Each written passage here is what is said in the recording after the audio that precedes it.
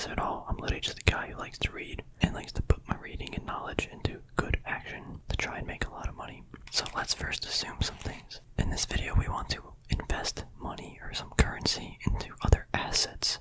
Eventually, cash can be generated from those assets, or the appreciation of an asset will return you more money in the near future or the future. There's some investments such as like reading and investing into books and knowledge. We're not going to talk about that. I'm going to assume you already, there's enough people out there saying, oh, invest in knowledge. I mean, it's important, yes, but we don't need 100 videos on the internet discussing that. We're not going to talk about investments for your business, such as like a new camera that I might need for video editing or something. We're not going to discuss those. We're going to discuss assets that you buy that in the future will generate a good return. Let's just get that out of the way. Knowledge and other equipment to better your own company or life is important, but we're not discussing that here. So the main areas people like to invest are stocks, you have real estate, you have currencies such as gold, silver, and crypto, and you have collectibles. There might be one asset class I'm missing, but these are the big four. And I guess bonds would be the other one.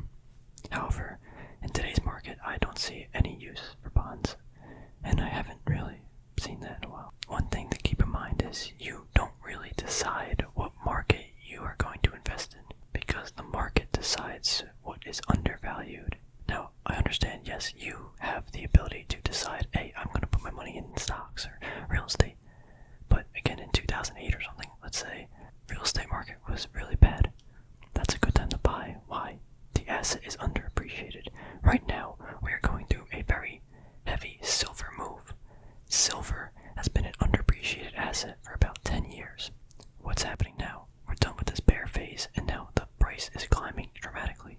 I'm not sure when you're going to be watching this video, but silver prices were at $15 about a week ago. Now they're at like 20. That's an insane move.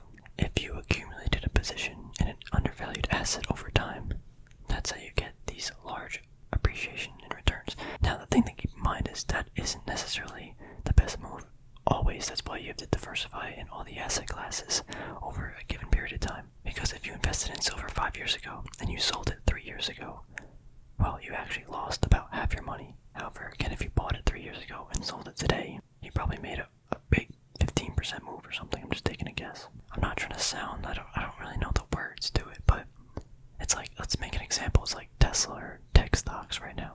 They are going so fast, so high, and they are actually a good investment. But just because everyone is buying them and you think they're going to be there in the future and have it be profitable, doesn't mean now is the time to buy and that it's a riskless asset, because they are incredibly risky at the current valuations. This is what I mean when the market decides what you buy.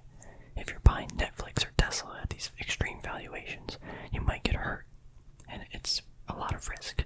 If you bought Netflix a week ago, they reported earnings a couple days ago, they got slashed 10% of their value. Maybe in a month or two the price will go back up, but it's hard to say if the price is worth that asset value, and that's something that you decide on your own.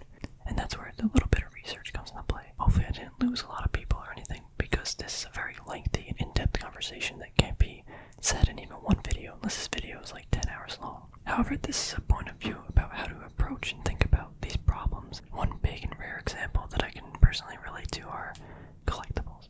I've been collecting Pokemon cards for years, and the prices in the last couple months have literally like it's 1,000% return. It's absolutely incredible. Now, not everything moved 1,000%, but a lot of stuff moved incredibly high. A couple of years ago, maybe even like 7 years ago, I'm not sure, I saw that, wow, these cards are undervalued to me. So what I do, I just bought them with money I had. I wasn't working at the time, but it was an investment in something that I saw value in. And today, they are worth so much more than I ever thought they would be worth, just because I saw value. Now, obviously, you can go the other way around. I could buy a Pokemon card, let's say, and it turns out nobody wants it 10 years from now, and it's worthless. But to me, it's still always worth something. This is one of the things about investing in investments, is that you have to find value in markets that are either undervalued, or even if the market is overvalued, like stocks. Right now, I think the stock market is kind of overvalued, but that doesn't mean you shouldn't invest in it, because there's always value somewhere. And stocks are very broad, and there's a lot of different sectors. So some sectors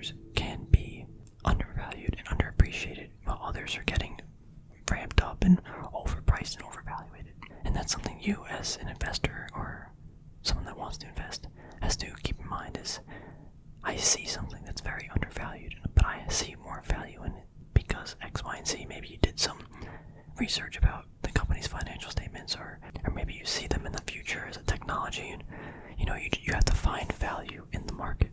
One example, I've been watching this for months now, is steel, especially in the last month or two, because steel's at or US Steel, company X, it's at $7 now, and it was at 40 a couple months or maybe a year ago. Steel prices have been clobbered for the last maybe 10 years, I'm not really entirely sure. Now that doesn't mean steel needs to rebound, but it's worth noting that steel prices have been this low for so long. Will there be a time when it comes back? This is where sometimes a lot of big money's made. It's when these things are hammered so hard, nobody wants them. And if you come in and scoop them up, kind of like silver. I've been scooping silver up, and now I'm selling it. My average cost on silver for the ETF was $12. It's at 20, I almost doubled my money. I didn't actually double my money, but it's almost as close. And it's just, if you buy things when nobody wants them, there's a very high potential that the return is going to be so much better than if you already bought, say Netflix, it's already trading at 100 PE. The risk reward is not there for me. I'm not saying it can't make you money, but I'm just saying you're not gonna, Netflix probably won't double in a month or so, But then you have to assess the risk involved in, let's say, buying steel. Steel might not come back for another 10 years, and that's just dead money and nothing. And that's why you have to diversify and do all these different asset classes and stuff.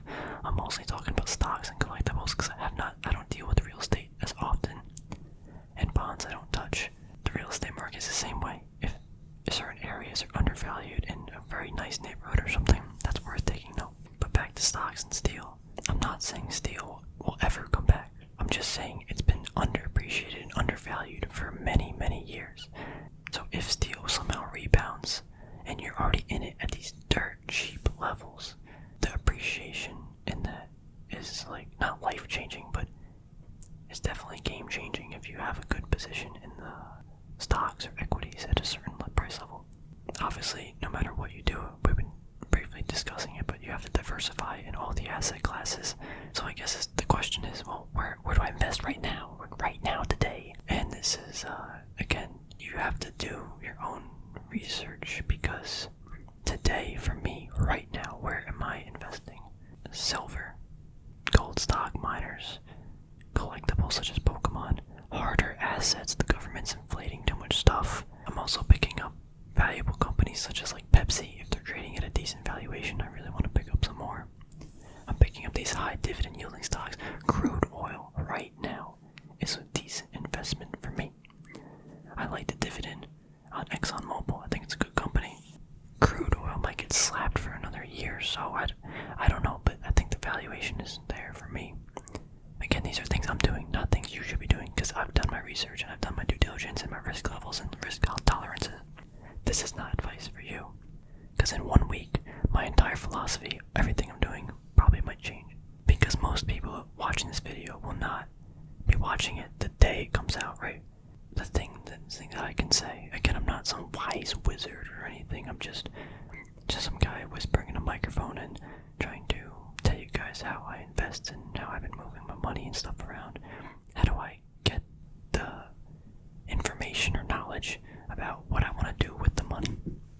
So I read the Wall Street Journal every day. I try to read as many articles as I possibly can. I listen to a lot of podcasts about finance, about other people's opinions, about interviews, about other people, just their thoughts, what they think about the world, what's going on. I mean, I literally do this maybe an hour or 2 or 3 hours a day. If I have nothing to do, maybe 4 hours a day, I'll just have podcasts in the background about people talking and listening. I actively read other books. I'm not saying you have to read The Intelligent Investor. I actually don't really recommend this book to a lot of people because it's too thick. A lot of it's just not fluff, but it's so heavy that it almost makes it, that for an average person doesn't make it too practical. This book was incredibly insightful, The One Up on Wall Street. I'm currently reading a book about just American capitalism and the history of it, just to learn about the last couple hundred years and what happened. So you have to constantly be reading and educating yourself about current events, but learning about the past and seeing how it all ties in with the future by listening to other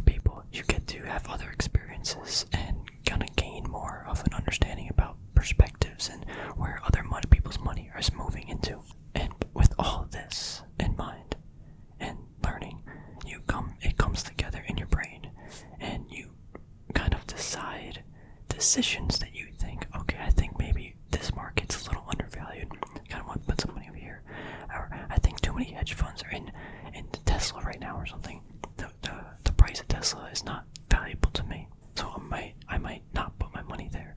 You have to generally form a consensus based off of all these interviews, all this reading, and all this other stuff.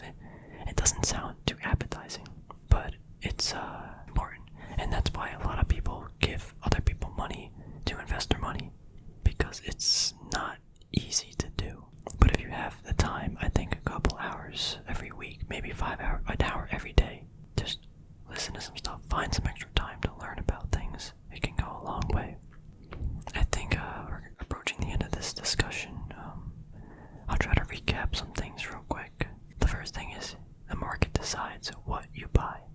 Secondly, always diversify in all the different asset classes.